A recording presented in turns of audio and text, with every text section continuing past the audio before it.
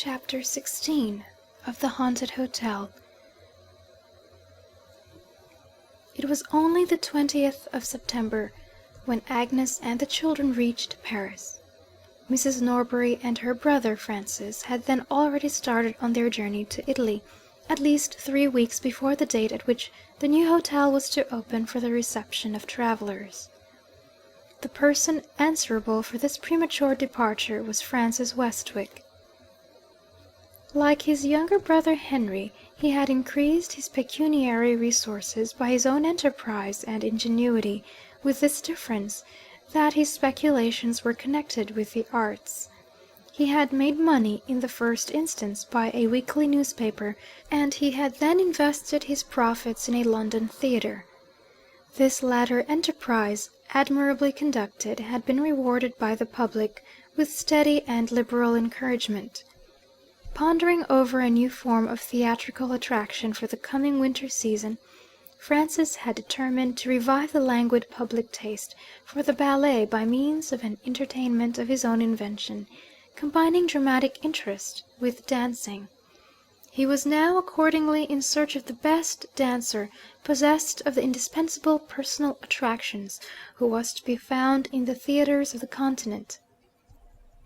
Hearing from his foreign correspondents of 2 women who had made successful appearances, one at Milan and one at Florence, he had arranged to visit those cities and to judge of the merits of the dancers for himself, before he joined the bride and bridegroom.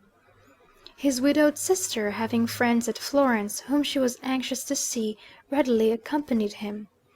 The Montbarrys remained at Paris until it was time to present themselves at the family meeting in Venice.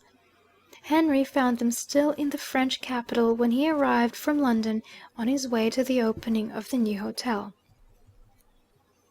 Against Lady Montbarry's advice, he took the opportunity of renewing his addresses to Agnes. He could hardly have chosen a more unpropitious time for pleading his cause with her. The gaieties of Paris, quite incomprehensibly to herself as well as to everyone about her, had a depressing effect on her spirits.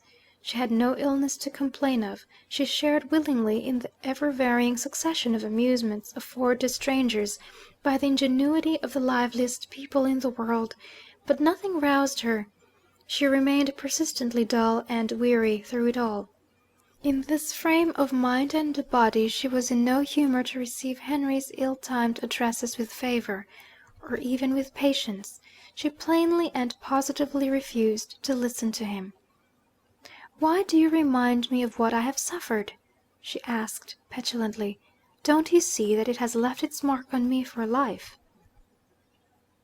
"I thought I knew something of women by this time," Henry said, appealing privately to Lady Montbarry for consolation. "But Agnes completely puzzles me. It is a year since Montbarry's death, and she remains as devoted to his memory as if he had died faithful to her. She still feels the loss of him, as none of us feel it." "She is the truest woman that ever breathed the breath of life," Lady Montbarry answered. "Remember that, and you will understand her. Can such a woman as Agnes give her love or refuse it, according to circumstances? Because the man was unworthy of her, was he less the man of her choice? The truest and best friend to him, little as he deserved it in his lifetime, she naturally remains the truest and best friend to his memory now. If you really love her, wait and trust to your 2 best friends, to time and to me. There is my advice. Let your own experience decide whether it is not the best advice that I can offer. Resume your journey to Venice tomorrow, and when you take leave of Agnes, speak to her as cordially as if nothing had happened." Henry wisely followed this advice. Thoroughly understanding him, Agnes made the leave-taking friendly and pleasant on her side. When he stopped at the door for a last look at her, she hurriedly turned her head, so that her face was hidden from him. "Was that a good sign?" Lady Montbarry, accompanying Henry down the stairs, said, "Yes, decidedly. Write when you get to Venice. We shall wait here to receive letters from Arthur and his wife, and we shall time our departure for Italy accordingly." A week passed, and no letter came from Henry. Some days later a telegram was received from him.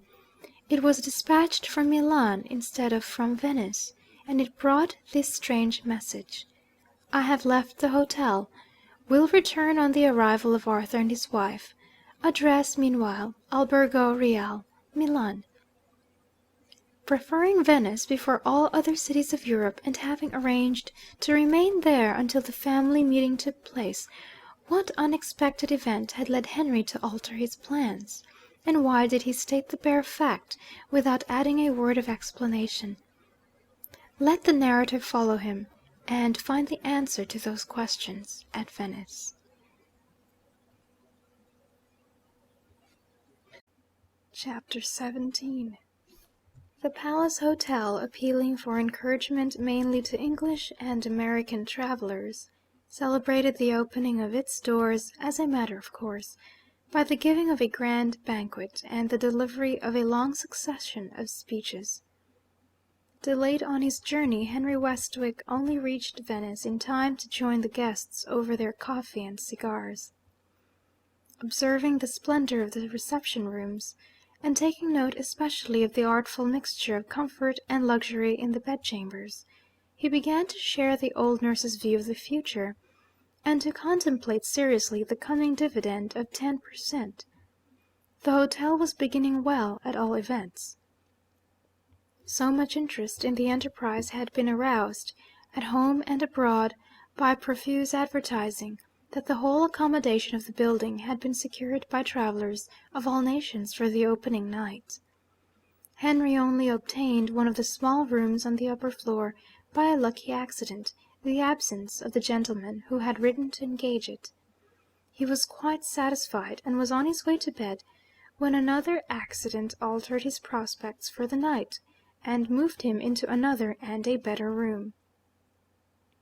Ascending on his way to the higher regions as far as the first floor of the hotel, Henry's attention was attracted by an angry voice protesting, in a strong New England accent, against one of the greatest hardships that can be inflicted on a citizen of the United States, the hardship of sending him to bed without gas in his room. The Americans are not only the most hospitable people to be found on the face of the earth, they are, under certain conditions, the most patient and good-tempered people as well. But they are human, and the limit of American endurance is found in the obsolete institution of a bedroom candle. The American traveller, in the present case, declined to believe that his bedroom was in a complete finished state without a gas burner. The manager pointed to the fine antique decorations, renewed and regilt, on the walls and the ceiling, and explained that the emanations of burning gaslight would certainly spoil them in the course of a few months. To this the traveller replied that it was possible, but that he did not understand decorations. A bedroom with gas in it was what he was used to, was what he wanted, and was what he was determined to have. The compliant manager volunteered to ask some other gentlemen, housed on the inferior upper story, which was lit throughout with gas, to change rooms. Hearing this, and being quite willing to exchange a small bedchamber for a large one, Henry volunteered to be the other gentleman. The excellent American shook hands with him on the spot. "You are a cultured person, sir," he said, "and you will no doubt understand the decorations." Henry looked at the number of the room on the door as he opened it. The number was 14. Tired and sleepy, he naturally anticipated a good night's rest. In the thoroughly healthy state of his nervous system, he slept as well in a bed abroad as in a bed at home. With the slightest assignable reason, however, his just expectations were disappointed. The luxurious bed, the well-ventilated room, the delicious tranquillity of Venice by night, all were in favour of his sleeping well. He never slept at all. An indescribable sense of depression and discomfort kept him waking through darkness and daylight alike. He went down to the coffee-room as soon as the hotel was astir, and ordered some breakfast. Another unaccountable change in himself appeared with the appearance of the meal. He was absolutely without appetite. An excellent omelette and cutlets cooked to perfection he sent away untasted.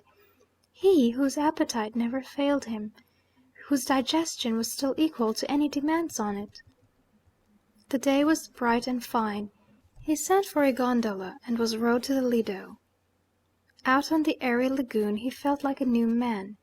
He had not left the hotel 10 minutes before he was fast asleep in the gondola. Waking on reaching the landing place, he crossed the Lido and enjoyed a morning swim in the Adriatic. There was only a poor restaurant on the island in those days, but his appetite was now ready for anything. He ate whatever was offered to him like a famished man. He could hardly believe, when he reflected on it, that he had sent away untasted his excellent breakfast at the hotel. Returning to Venice, he spent the rest of the day in the picture galleries and the churches. Towards 6 o'clock, his gondola took him back, with another fine appetite, to meet some travelling acquaintances with whom he had engaged to dine at the table d'hôte. The dinner was deservedly rewarded with the highest approval by every guest in the hotel but one. To Henry's astonishment, the appetite with which he had entered the house mysteriously and completely left him when he sat down to table. He could drink some wine, but he could literally eat nothing. "What in the world is the matter with you?" his travelling acquaintances asked. He could honestly answer, "I know no more than you do." When night came, he gave his comfortable and beautiful bedroom another trial. The result of the second experiment was a repetition of the result of the first. Again he felt the all-pervading sense of depression and discomfort. Again he passed a sleepless night, and once more, when he tried to eat his breakfast, his appetite completely failed him. This personal experience of the new hotel was too extraordinary to be passed over in silence. Henry mentioned it to his friends in the public room in the hearing of the manager. The manager, naturally zealous in defence of the hotel, was a little hurt at the implied reflection cast on number 14. He invited the travellers present to judge for themselves whether Mr. Westwick's bedroom was to blame for Mr. Westwick's sleepless nights, and he especially appealed to a grey-headed gentleman, a guest at the breakfast table of an English traveller, to take the lead in the investigation. "This is Doctor Bruno, our first physician in Venice," he explained. "I appeal to him to say if there are any unhealthy influences in Mr. Westwick's room." Introduced to number 14, the doctor looked round him with a certain appearance of interest which was noticed by everyone present. "The last time I was in this room," he said, "was on a melancholy occasion. It was before the palace was changed into an hotel. I was in professional attendance on an English nobleman who died here." One of the persons present inquired the name of the nobleman. Dr. Bruno answered, without the slightest suspicion that he was speaking before a brother of the dead man, "Lord Montbarry." Henry quietly left the room without saying a word to anybody. He was not, in any sense of the term, a superstitious man. But he felt, nevertheless, an insurmountable reluctance to remaining in the hotel. He decided on leaving Venice. To ask for another room would be, as he could plainly see, an offence in the eyes of the manager. To remove to another hotel would be to openly abandon an establishment in the success of which he had a pecuniary interest. Leaving a note for Arthur Barville on his arrival in Venice, in which he merely mentioned that he had gone to look at the Italian lakes, and that a line addressed to his hotel at Milan would bring him back again, he took the afternoon train to Padua, and dined with his usual appetite, and slept as well as ever that night. The next day a gentleman and his wife, perfect strangers to the Montbarry family, returning to England by way of Venice, arrived at the hotel and occupied number 14. Still mindful of the slur that had been cast on one of his best bedchambers, the manager took occasion to ask the travellers the next morning how they liked their room. They left him to judge for himself how well they were satisfied by remaining a day longer in Venice than they had originally planned to do. solely for the purpose of enjoying the excellent accommodation offered to them by the new hotel. "We have met with nothing like it in Italy," they said. "You may rely on our recommending you to all our friends." On the day when number 14 was again vacant, an English lady travelling alone with her maid arrived at the hotel, saw the room, and at once engaged it. The lady was Mrs. Norbury. She had left Francis Westwick at Milan, occupied in negotiating for the appearance at his theatre of the new dancer at the Scala. Not having heard to the contrary, Mrs. Norbury supposed that Arthur Barville and his wife had already arrived at Venice. She was more interested in meeting the young married couple than in awaiting the result of the hard bargaining which delayed the engagement of the new dancer, and she volunteered to make her brother's apologies if his theatrical business caused him to be late in keeping his appointment at the honeymoon festival. Mrs. Norbury's experience of number 14 differed entirely from her brother Henry's experience of the room. Falling asleep as readily as usual, her repose was disturbed by a succession of frightful dreams, the central figure in every one of them being the figure of her dead brother, the first Lord Montbarry. She saw him starving in a loathsome prison. She saw him pursued by assassins, and dying under their knives. She saw him drowning in immeasurable depths of dark water. She saw him in a bed on fire, burning to death in the flames. She saw him tempted by a shadowy creature to drink, and dying of the poisonous draught. The reiterated horror of these dreams had such an effect on her that she rose with the dawn of day, afraid to trust herself again in bed. In the old times she had been noted in the family as the one member of it who lived on affectionate terms with Montbarry.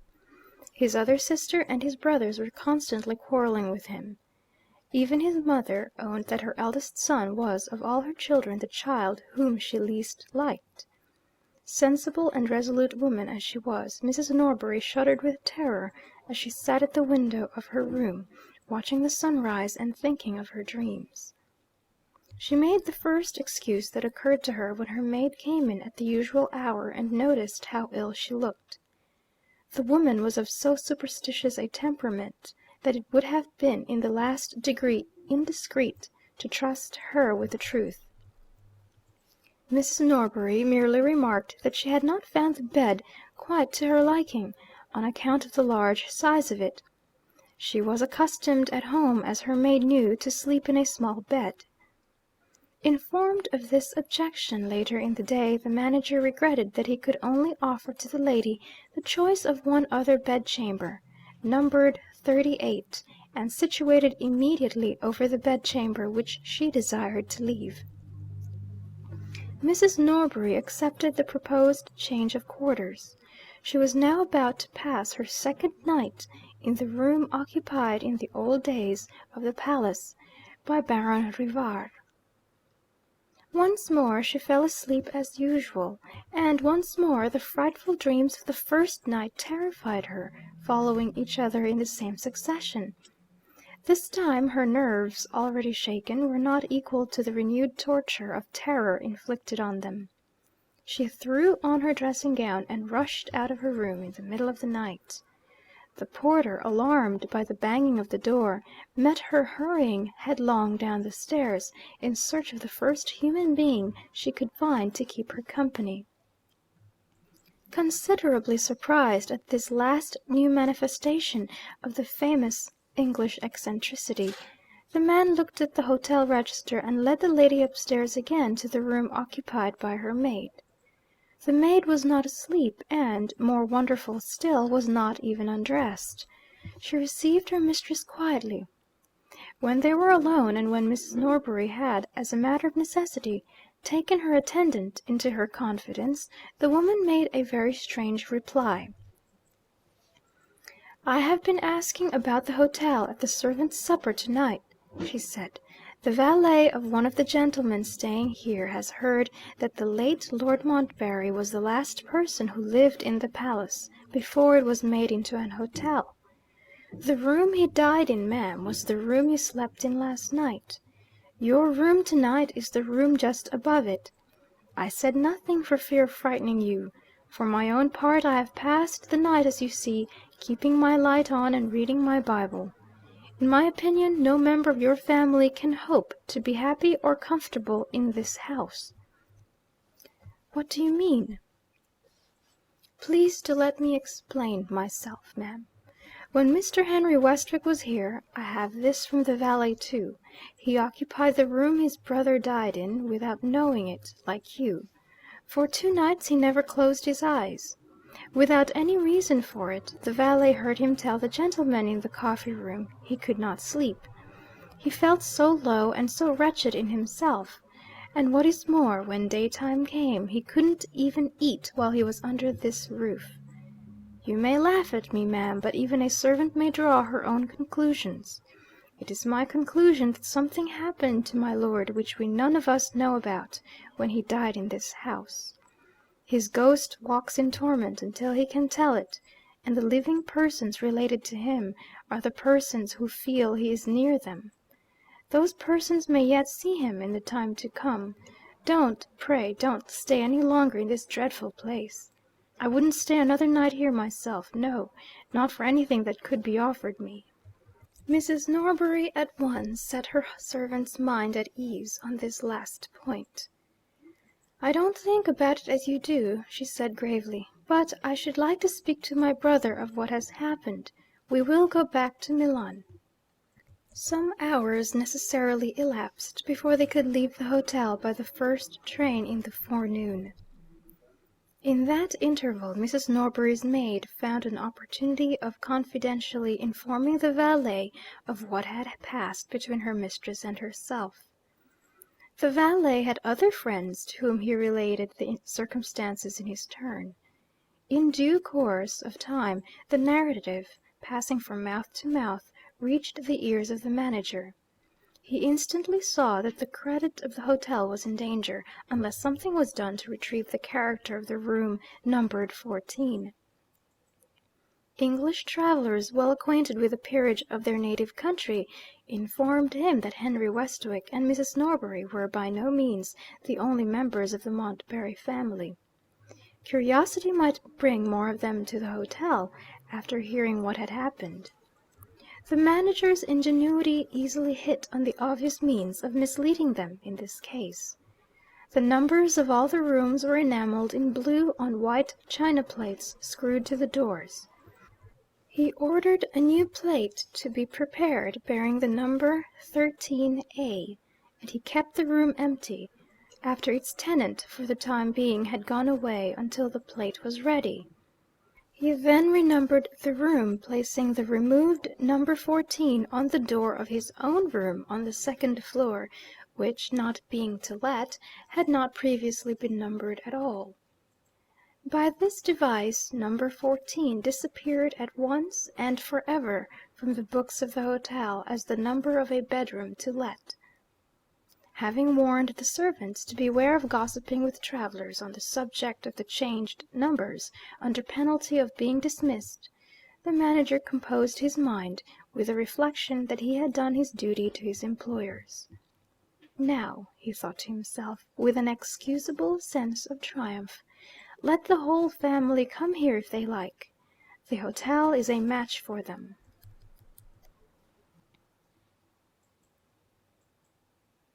Chapter 18 of the Haunted Hotel. Before the end of the week the manager found himself in relations with the family once more. A telegram from Milan announced that Mr. Francis Westwick would arrive in Venice on the next day, and would be obliged if number 14 on the first floor could be reserved for him, in the event of its being vacant at the time. The manager paused to consider before he issued his directions. The renumbered room had been last let to a French gentleman. It would be occupied on the day of Mr. Francis Westwick's arrival, but it would be empty again on the day after.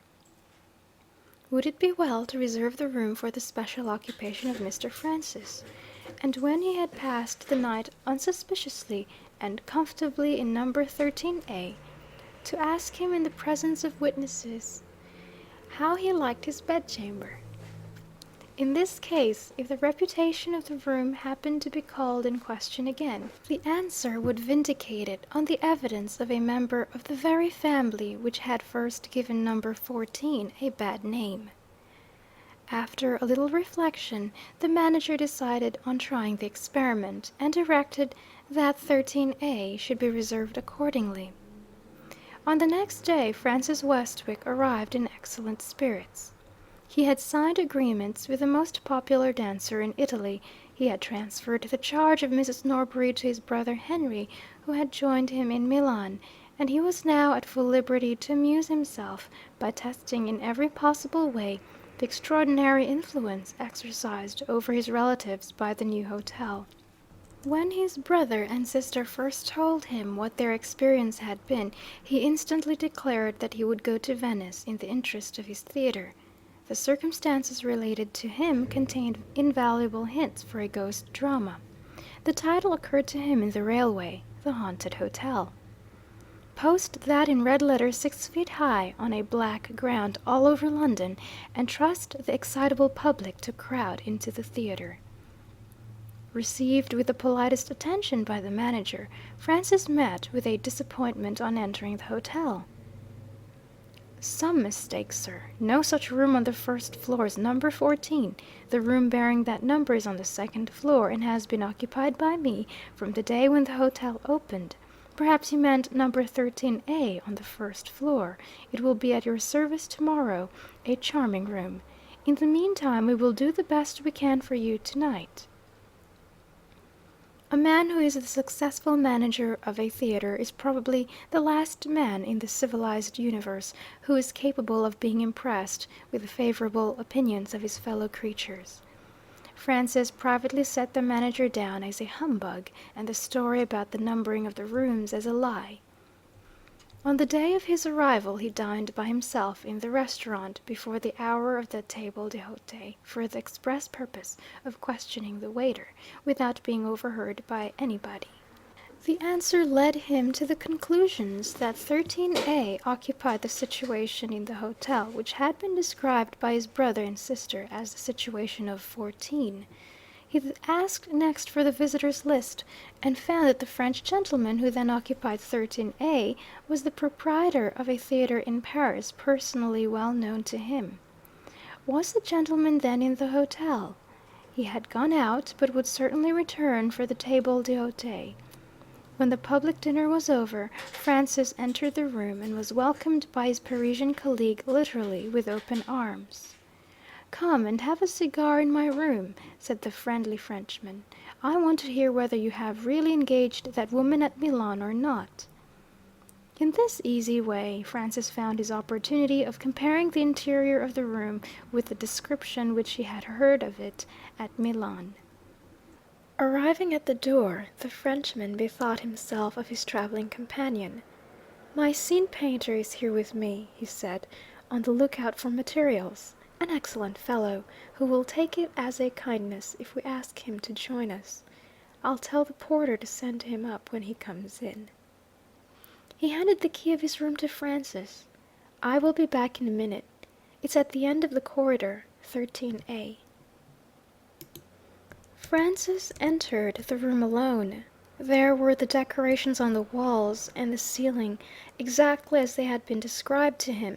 He had just time to perceive this at a glance before his attention was diverted to himself and his own sensations by a grotesquely disagreeable occurrence which took him completely by surprise. He became conscious of a mysteriously offensive odor in the room, entirely new in his experience of revolting smells. It was composed, if such a thing could be, of two mingling exhalations, which were separately discoverable exhalations nevertheless. This strange blending of odors consisted of something faintly and unpleasantly aromatic, mixed with another underlying smell, so unutterably sickening that he threw open the door and put his head out into the fresh air, unable to endure the horribly infected atmosphere for a moment longer. The French proprietor joined his English friend with his cigar already lit. He started back in dismay at a sight terrible to his countrymen in general, the sight of an open window. "You English people are perfectly mad on the subject of fresh air," he exclaimed. "We shall catch our deaths of cold." Francis turned and looked at him in astonishment. "Are you really not aware of the smell there is in the room?" he asked. "Smell?" repeated his brother manager. "I smell my own good cigar. Try one yourself, and for heaven's sake shut the window." Francis declined the cigar by a sign. "Forgive me," he said. "I will leave you to close the window. I feel faint and giddy. I had better go out." He put his handkerchief over his nose and mouth, and crossed the room to the door. The Frenchman followed the movements of Francis in such a state of bewilderment that he actually forgot to seize the opportunity of shutting out the fresh air. "Is it so nasty as that?" he asked, with a broad stare of amazement. "Horrible!" Francis muttered behind his handkerchief. "I never smelt anything like it in my life." There was a knock at the door. The scene painter appeared. His employer instantly asked him if he smelt anything. "I smell your cigar. Delicious. Give me one directly." "Wait a minute. Besides my cigar, do you smell anything else? Vile, abominable, overpowering, indescribable, never smelt before?" The scene painter appeared to be puzzled by the vehement energy of the language addressed to him. "The room is as fresh and sweet as a room can be," he answered. As he spoke, he looked back with astonishment at Francis Westwick, standing outside in the corridor, and eyeing the interior of the bedchamber with an expression of undisguised disgust. The Parisian director approached his English colleague, and looked at him with grave and anxious scrutiny. "You see, my friend, here are two of us with as good noses as yours, who smell nothing. If you want evidence for more noses, look there." He pointed to two little English girls at play in the corridor. "The door of my room is wide open, and you know how fast a smell can travel. Now listen, while I appeal to these innocent noses in the language of their own dismal island. My little loves, do you sniff a nasty smell here, huh?" The children burst out laughing, and answered emphatically, "No." "My good Westwick," the Frenchman resumed in his own language, "the conclusion is surely plain. There is something wrong, very wrong, with your own nose. I recommend you to see a medical man." Having given that advice, he returned to his room and shut out the horrid fresh air with a loud exclamation of relief. Francis left the hotel by the lanes that led to the square of St. Mark. The night breeze soon revived him. He was able to light a cigar, and to think quietly over what had happened. End of chapter 18.